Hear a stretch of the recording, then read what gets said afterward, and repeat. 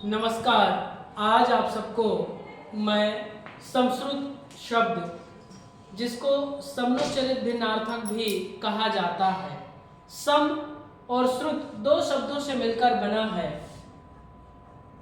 सम धन श्रुत। सम का मतलब होता है समान रूप से और श्रुत का मतलब होता है सुनना, अर्थात ऐसे शब्द जो समान रूप से सुनाई देते हैं। समान रूप से सुनाई देने वाले शब्दों को ही समश्रुत शब्द कहा जाता है। और कहीं ना कहीं बहुत सारे विद्यार्थियों को यह संदेह रहता है कि समश्रुत है क्या। कई पर्यायवाची समझते हैं, कई समानार्थी समझते हैं, कई विलोम समझते हैं, लेकिन समश्रुत ना ही पर्यायवाची है, ना ही विलोम शब्द है और ना ही अनेकार्थी शब्द है। समश्रुत भिन्नार्थक, समनोच्चरित भिन्नार्थक, अर्थात कई शब्द ऐसे हैं जो समान रूप से उच्चरित होता है, समान रूप से हम उच्चारण करते हैं, लेकिन उसमें सूक्ष्म अंतर रहता है। और उस देखने वाली बात यह है कि इनका जो अर्थ है वो भिन्नार्थक है, भिन्न भिन्न अर्थ प्रकट करते हैं। जमीन और आसमान का अंतर हमको पता चल जाता है कि कहीं ना कहीं इन दोनों में काफी अंतर है। जैसे देखिए, अंश, एक अंश है, तालव्य मूर्धन्य दंत सा है और एक है तालव्य सा। तो दोनों में देखिए कि एक अंश का मतलब होता है कंधा और एक है अंश अर्थात हिस्सा। उसी प्रकार हम देखें कुल, कुल का मतलब होता है वंश और कुल किनारा। इस प्रकार से ऐसे बहुत सारे शब्द हैं जो 2-3 वर्षों में आए हैं और बहुत सारे विद्यार्थी इसमें कहीं ना कहीं परेशान नजर आए हैं। तो अगर आप इसको एक बार देख लेते हैं, अच्छे से पढ़ लेते हैं, तो भविष्य में किसी भी प्रकार से प्रश्न पूछा जाए, आप कहीं भी ना ही विचलित होंगे और ना ही आपको संदेह होगा। तो हम देखें कुल, वंश और कुल अर्थात किनारा। फिर देखें तरणी, तरणी अर्थात नाव और तरुणी का मतलब होता है युवती। फिर देखें अस्त्र, किसी यंत्र द्वारा चलित अथवा फेंक कर वार करने वाला, अर्थात किसी न किसी माध्यम के द्वारा चलाया जाता है। जैसे बंदूक, वो यंत्र के द्वारा हम उसको चलाते हैं, उपयोग करते हैं, या तीर कमान या धनुष बाण, यह सब क्या है, अस्त्र है। अस्त्र के बाद देखें हम शस्त्र, शस्त्र अर्थात जिसको सिर्फ हम हाथ में पकड़ के चलाएं, जैसे गदा, तलवार, भाला, यह सब क्या है, शस्त्र है जो हाथ से पकड़कर एवं पास खड़े होकर चलाया जाता है। लाठी भी, जो छत्तीसगढ़ी शब्द है, जो देशज शब्द है, वह लाठी भी शस्त्र का ही काम करता है।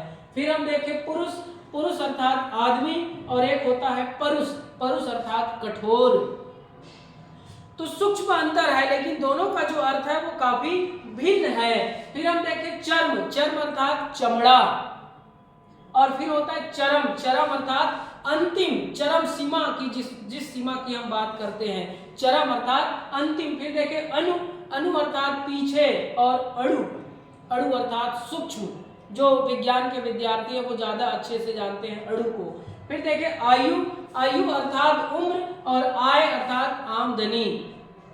फिर अवधि, अवधि का मतलब एक समय को कहा जाता है और एक है अवधि। बहुत सारे विद्यार्थियों को यह भ्रम रहता है कि हम अवधि का कब प्रयोग करें और अवधि का कब प्रयोग करें। एक है अवधि अर्थात समय और एक है अवधि अर्थात एक भाषा का नाम है, जो अर्धमागधी अपभ्रंश से, अपभ्रंश की पूर्वी हिंदी से इनका जन्म होता है, और अवधी, बघेली और छत्तीसगढ़ी तीनों का जन्म पूर्वी हिंदी से होता है। फिर सर, सर अर्थात बाण, और एक सर होता है वो उसका मतलब तालाब। देखिए दोनों में सिर्फ सा और सा में अंतर है, उच्चारण आप एक ही जैसे कर रहे हैं, लेकिन कहीं ना कहीं दोनों में काफी अंतर है।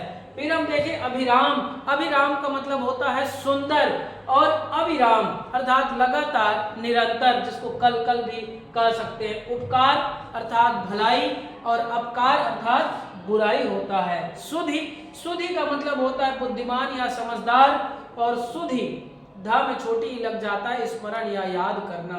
फिर हम देखें परीक्षा, पर की इच्छा जो हम देते हैं, इसके बाद फिर कोई विद्यार्थी इसमें लिख देते हैं परीक्षा, तो उस परीक्षा का मतलब होता है कीचड़। तो हम बहुत सावधानी अगर रखेंगे और कहीं ना कहीं अध्ययन कर लेंगे तो हमें इन चीजों से परेशान हम कभी नहीं होंगे। फिर देखिए स्वजन, स्वजन अर्थात अपने लोग या रिश्तेदार के लिए ये शब्द, इन शब्दों का प्रयोग किया जाता है। और एक है स्वजन, स्वजन का मतलब होता है कुत्ता। और अगर कहीं हम अपने रिश्तेदार को स्वजन कहें तो फिर वो सामने वाला अगर जान रहा है तो आपकी अच्छे से वो खातिरदारी भी कर सकता है। तो इसलिए अगर हम इन शब्दों के अर्थ को जाने तो कहीं ना कहीं हम असुविधाओं से बच जाएंगे।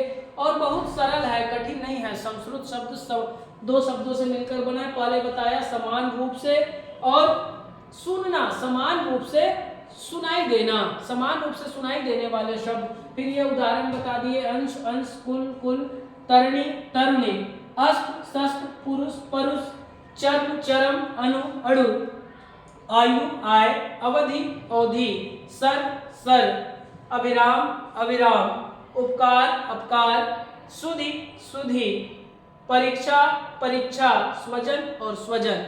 धन्यवाद।